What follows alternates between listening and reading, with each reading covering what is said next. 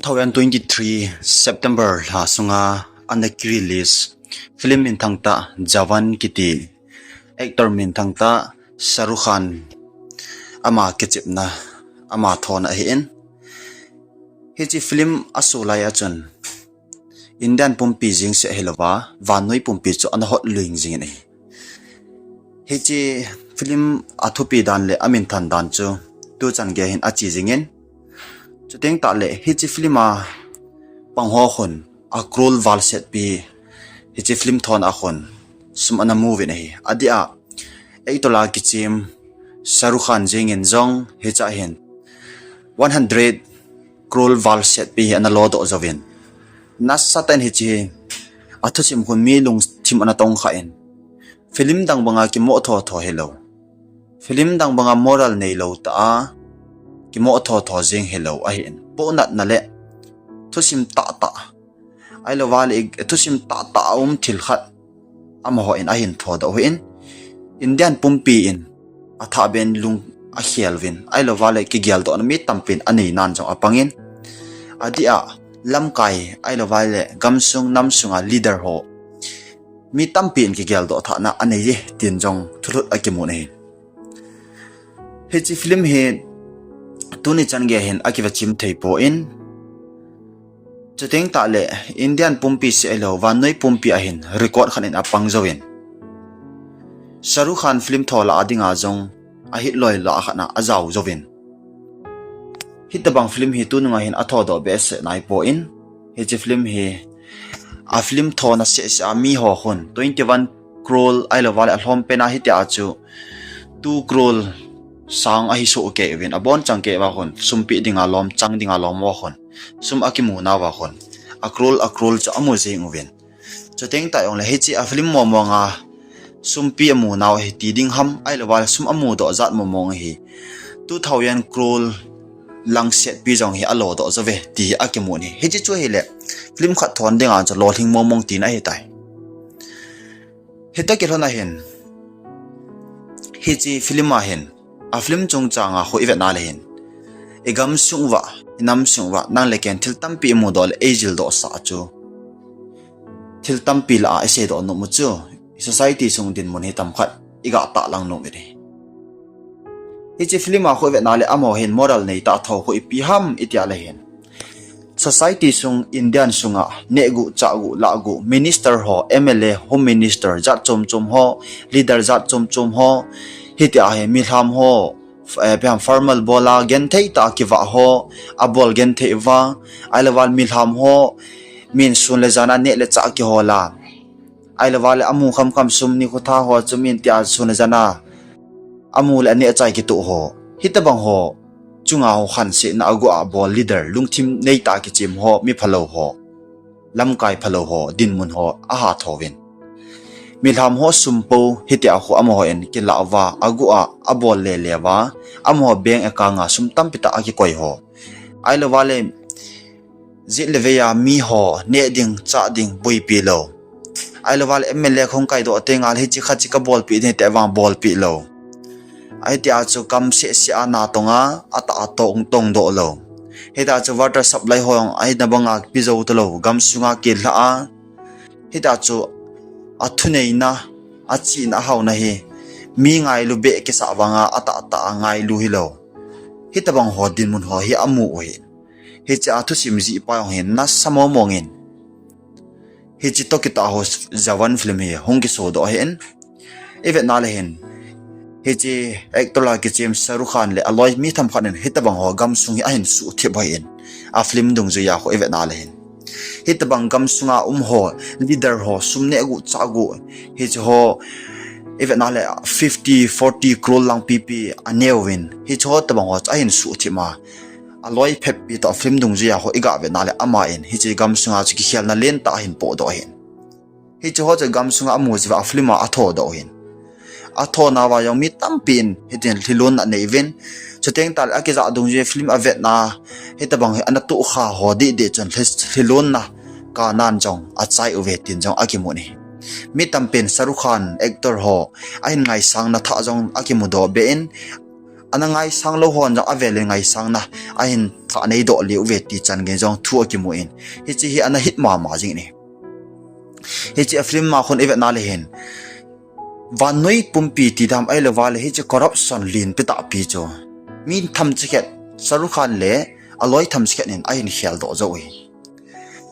a thu ki pe sa wa a ki chep sa wa hi ta chana a hen to wa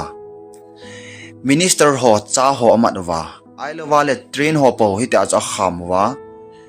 ai lo wa hi ta lam chum chuma agu ga ki pe le wa amo in eka nga sum mi tam pi ket e pam mi ching mi thi mo ka eka nga sum na hin thot ding a hi atiwa a hin thot thaw amo in wa noi mi ti again theo amo ho in ai ekang chi wa sum a le thot pi a ki tho pi hin mi tam pi a ki pa dan hi chi gam sung wa ta me igen thi na ta me hi ta bang ho chamu wa amon a tho do win evet na le tu lai din mun na jong hi ta bang hoi ume gam sung hang sung nam sunga leader mi tam pi tu lai evet na le ponat ta chu ipi ham itale mi hamin akine pi chu leader gam le ai ham gam khan to na ding nam sung khan to na ding yong hi evet na le atam zo hi mi ham ki kiniam lo mi hamin akine pi chu leader hi chana hi lam kai lu bu ho hi ong ke sei mo ti te nga he le hen milhamoi alung ne wa milhamoi alung hang ji chuting ta lam kai khat ong chu ahung dam mo a ahung thi te nga le milhamin ki it kit hi chan gya hi lam kai power me lam kai hi nai power ki nei lam kai chu min asia a ki ne pya e ngai lu hi chita banga ki ne pi banga do lo lam kai ho chu pu na ta khat le vet da ta khat ai vin hi chi ho chu Jawan filmin asu a bol direct ta film ki bo hello indirect ta ki bol hi ta banga he mi tampin egam sungwa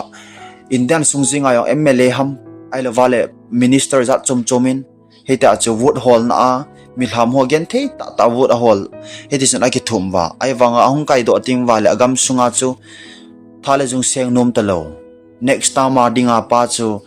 nga tho jing ang lun kon kum kharam ong wa kom le ai dan da aphadan na hung ki do okit lam kai mi tam pi om ji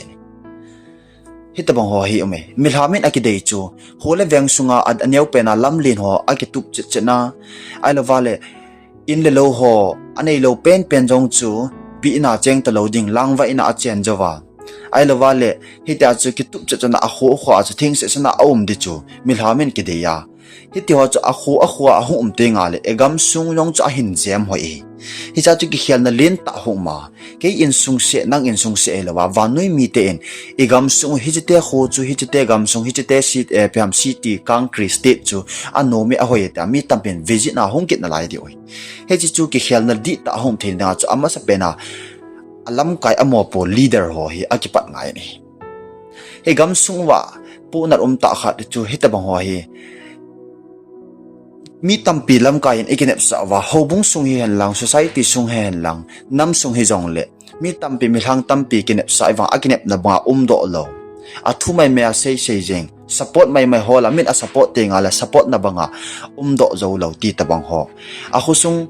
mi khunyau khat jing jong sim do zo lo lam kai ki a hi ai wa ama aneya nei jing a wa housing ama khumong ham ama insum mong ham a hi lo le sim mong lo azit leveya ho chu ha sabena jong le don kit lo mong hitabang ho chu lam kai aum te nga le khan to na pontin dam sot pontin ana to na lol hing loading egam sa ki khial na loading ama je na min se na len ta yo he chu thading a hi ti ho he a ki lang zo nei khusung neu cha ai lova khusung khat jin jong tui don ding jong gen thei ta hita chu mun khana gam na ta ki thal thu a nele cha hol na ding ki sanong gen thei ta hita ki hol thu a sun le jana khole veng sunga gen thei ta uma gole dai akai te nga le lampi chi mo to mo pam lam tha na mo liwa hin khomanga ai lova le egam sung wa hospital aki su lo ai lova hita chu pharmacy ki su lo lai medicine lamang ki su lo tui le don ne le cha za chuma ki su lo hiti ho hi atam zo hi lam kai khat mi mo na jong ana hi nom je na hi hiti ho hi lam kai khanin lampi a hin go na hele milham te dinga cho khan to na machal na thei ji a hi egam sunga tulaya mi tampi in evet na le hin i khat khan to lo na chi pi ham etiale egam sunga doctor lo thim aching izat wanga hi medicine lama man cha ka po zat chum kit he poi ti hot bang jong ahong thun te nga le hin e ho adia e ku ki kam sung jinga hit bang ho hi izan dam zo ji povin avet sana cancer na ham nat pi len thim khat ahom te nga le gamdang ki zon le ji hi chong hi vet na le po nat ta khat hin mi kam ejut sanga e gam sunga hit bang zo hi na sata in hum the tale ti jong hi de om the in hi chi ki khial na hom na dinga chu leader ho ekiparu anga hin e hi cha chu mi pi le leader hoi ta ki thu ale gam sung khan to na dinga pan la ding ho a hi anga hin e hi chi a sot ding velo lam ka hi gam sung in dan sung ka poi ai le vale vanoi pumpya a ji na hin hi ta bang ho hi thu ho hi ji a hi ta bang dim na mi ke hlung ji gen theina ho ji hi ta bang ho buin ha sat no ho chu javanin ahin thoi jawan film a thoi jawan story shin pan amu da hi chon na sata po na nei puma ahin thoin tuni mi tampin kitil khonan imang ve ni hi ji ahin a chaina se no mu chu gam sung le nam sunga ki khial na di ta na dingin lam kai kitu anga ye lam kai kitu a theina dinga chu mi pin i support nga ye hi hi chi na hen chu ting ta le lam kai kha elhen dinga jong la hoi ta hi ta chu kui chu phading ham ti mi hlamen hoi ta ivet wa akita le aching ai lo wale sum nei nei heta loading a phal a kita hi elen wale phading ai chuting ta jong le hi chi igam sung inam sung wa hin film tam pi za chum a ta in film ho jong mo vet jing the heta lo hi tu la ya kitil ho na thei tam pi za chum dim set a ta in hi si na hin film ho jong hi nang hin khu tong kha the nang hin khu sim do thiang pang the hi e ji a hi moral nei ta film jong ji in mo vet ta sanga lunglut ta ipi to sim ke tha ipi phacho ma ipi a ko ham ti jong he thim puma he ivet ji dio hi film ivet na wa jong hi hong phading dan hi ti jong hi aseidoh nomvin isei hil ovale pathin ning kinga e ngai dam tin e ho khat le khat ki ngai dam taw hi te